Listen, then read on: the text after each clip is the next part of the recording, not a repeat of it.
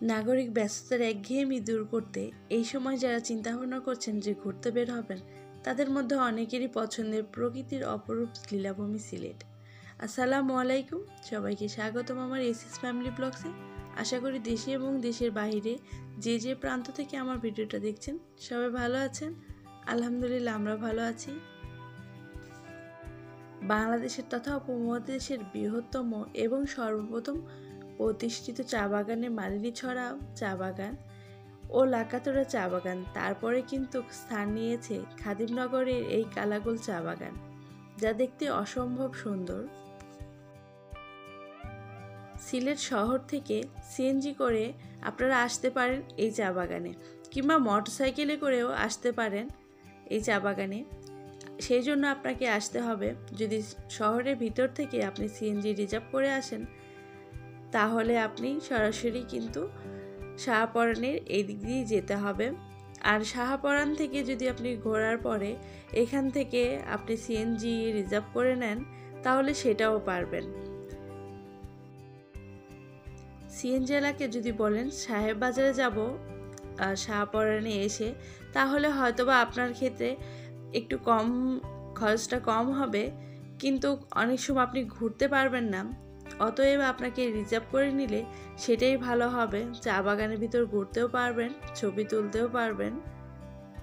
আমরা নিয়েছিলাম বাসা থেকেই সিএনজি ভাড়া করে নিয়েছিলাম, একেবারে চা বাগান ঘুরিয়ে নিয়ে যাবে আমাদের, আর বাসায় নিয়ে একেবারে পৌঁছে দেবে কালাগুল চা বাগান এবং রাতারগুল, দুটোটাই আমাদের দেখাবে। এইভাবেই আমরা নিয়েছিলাম সিএনজিটা। 700 টাকার মতন নিয়েছিল আমাদের কাছে। সিএনজি রিজার্ভ করার সময় অবশ্যই কিন্তু দরদাম করে নেবেন, না হলে হয়তোবা আপনার কাছ থেকে একটু বেশি নিতে পারে। আর যদি দরদাম করে নেন তাহলে একটু সস্তার ভিতরে পেয়ে যাবেন।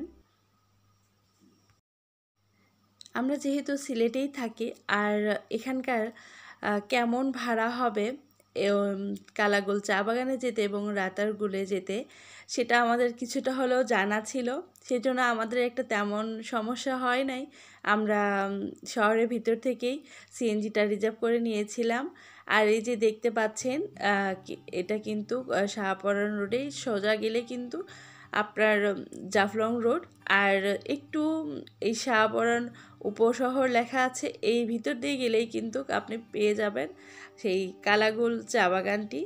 আর এখান থেকে কিন্তু মেন রোড থেকে কিন্তু বেশি একটা দূরে হয় না। মেইন রোড থেকে সোজা যাওয়ার পরে আপনারা দেখতে পারবেন যে একটা মাটির রাস্তা গিয়েছে, সেই রাস্তা ধরেই কিন্তু খাদিমনগর চা বাগান এবং কালাগুল চা বাগানে যেতে পারবেন। আর পাশে দিয়েই অন্য একটা রাস্তা গিয়েছে জাতীয় উদ্যান, সেই খাদিমনগরে, সেখান থেকেও যাওয়া যায়। তবে আমি মনে করি যে এখান থেকে গেলে আরও বেশি ভালো সুন্দরভাবে দেখা যায়, যে চা বাগানগুলো আরও অনেক উপভোগ করা যায়, অনেক সুন্দর সুন্দর দৃশ্য যেটা আপনারা দেখতেই পারবেন। আমরা কিন্তু এসে পড়েছি সেই মাটির রাস্তা ধরে। আর রাস্তাটা একটু খারাপ ছিল, যেহেতু পাহাড় কেটে এবং চা বাগানের ভিতর দিয়ে এই রাস্তাটা হয়েছে, সেই জন্য রাস্তাটা একটু খারাপ। তারপরেও দেখতে অনেক সুন্দর লাগে। যখন বর্ষাকালে আসে তখন চা বাগানেরগুলো আরও অনেক সতেজ থাকে। তবে আমরা যে সময় এসেছিলাম মাশাআল্লাহ ভালোই ছিল, দেখতে অনেকটা ভালো লাগছিল, কারণ সবুজ ছিল পাতাগুলো। সিলেটের প্রাচীন চা বাগানগুলোর মধ্যে অন্যতম চা বাগান হলো কালাগুল চা বাগান। বাগানে প্রবেশের পরপরই মেঠো পথ ধরে যখন আপনি যাওয়া শুরু করবেন, শুনতে পাবেন পাখির কিচিরমিচির, যেন আপনাকে স্বাগত জানাচ্ছে।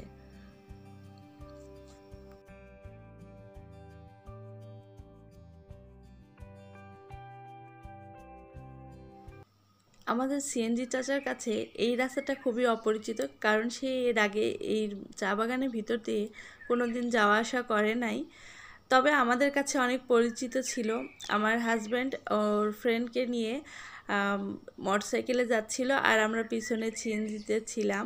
আর সিএনজিটা এতটা বেশি স্পিডে চালাচ্ছিল, কারণ চাচার কাছে অপরিচিত রাস্তা ছিল, তারপরেও সে রাস্তাটার যে উঁচু নিচু একটা জায়গা আছে সেগুলোতে বুঝতে পারে নাই। আর আমার সেক্ষেত্রে আমার ভিডিওটাও অনেক লাফালাফি করেছে। অনেক কষ্টেই আসলে সিএনজিতে বসে ভিডিওটা কিছুটা হলেও অংশ করেছি। সেই জন্য একটু ভিডিওটা কাঁপাকাঁপি বেশি হয়েছে, সেই জন্য দুঃখিত। কিছুটা পথ হয়তোবা যেখানে উঁচু বেশি সেখানে সিএনজি থেকে নামতে হয়েছে আমাদের, কারণ নামাটাই বেশি ভালো হয়েছে, যে হয়তোবা একটু কাদা আছে সেখানে নেমে সিএনজি, কারণ মাটির রাস্তা যেহেতু সেহেতু নামাটাই বেটার মনে করেছিলাম। আর দেখে বুঝতেই পারছেন যে এটা খুবই কোনো জনবসতি এখানে নেই, কারণ খুবই নিরিবিলি একটা জায়গা। আপনারা যদি কেউ আসতে চান, আমি মনে করি আপনাদের আসাটা সবচেয়ে বেশি ভালো হবে যদি সকালের টাইমে এবং দুপুরের পর 3টা-4টার পরে যদি আসেন, তাহলে আসলে আসাটা একটু খুব রিস্কি হয়ে যায়, কারণ দেখে বুঝতেই পারছেন যে এই রাস্তা ধরে কিন্তু তেমন একটা লোকজনের যাতায়াত নেই। অতএব সেই সময়টা একটু অন্ধকার বেশি থাকবে।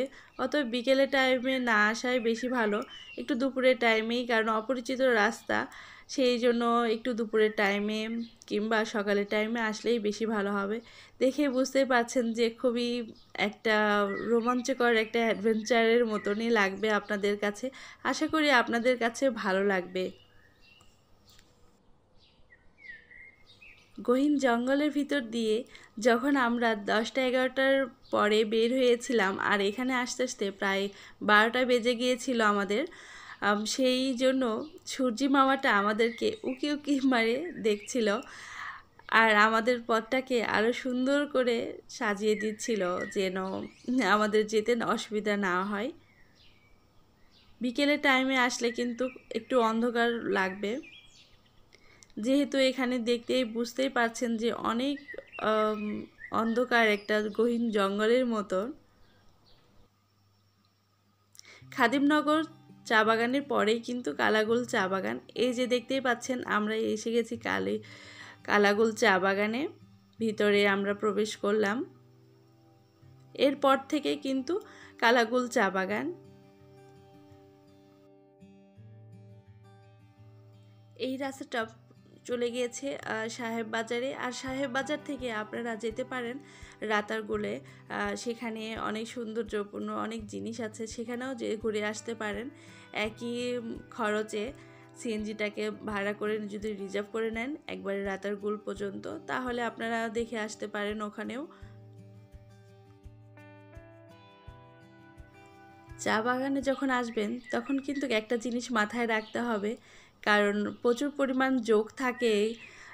আপনি বর্ষার সিজনে আসেন বা যে কোনো সিজনে আসেন না কেন, জোকের একটু সেটা থেকে সাবধান থাকতে হবে। আজকে যারা আমার ভিডিওটা প্রথম দেখছেন তাদের কাছে যদি খুব বেশি ভালো লেগে থাকে, চ্যানেলটাকে সাবস্ক্রাইব করে রাখতে পারেন, আর লাইক এবং কমেন্ট করে জানাবেন আপনাদের কাছে এই চা বাগানটা কেমন লেগেছে। আর যদি কোনো তথ্য জানার থাকে সেটাও আমাকে জানাতে পারেন, আমি যতটুকু জানি আপনাদের সাথে শেয়ার করব। আর যারা অলরেডি এই কাজটা করেছেন তাদেরকে অসংখ্য ধন্যবাদ, এবং আমাকে লাইক এবং কমেন্ট করে আমাকে উৎসাহ দেওয়ার জন্য আরও বেশি ধন্যবাদ।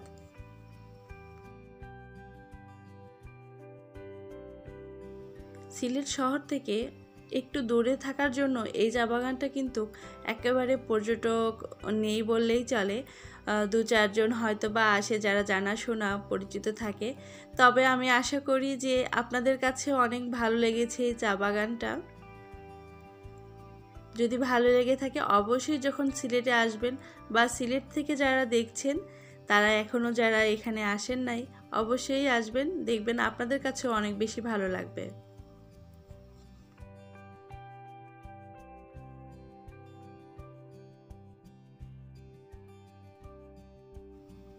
সিলেটের আরও সব চা বাগান আছে সেগুলোর মধ্যেও কিন্তু এই চা বাগানটাও কিন্তু আপনার মনটাকে ছুঁয়ে যাবে।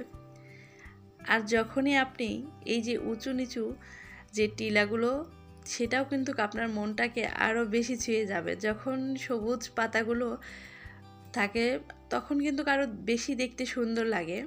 আমরা যেহেতু একটু না গরম না শীত এরকম একটা টাইমে এসেছিলাম, তারপরেও অনেক সুন্দর ছিল।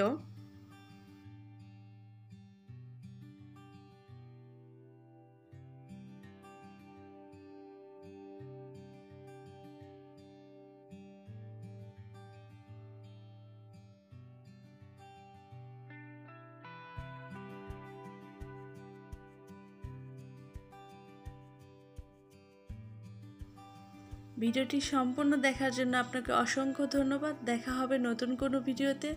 আল্লাহ হাফেজ। আসসালামু আলাইকুম।